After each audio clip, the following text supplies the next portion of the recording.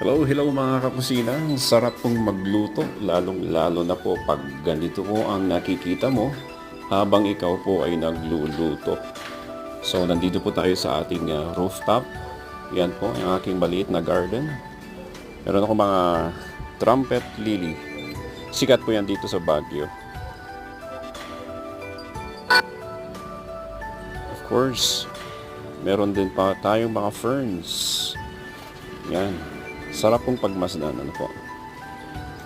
Yan, may trumpet lily din po doon at iba't ibang klase ng halaman. Meron po akong alagang pagong at mga maliliit na isda para kumain sa mga kitikiti.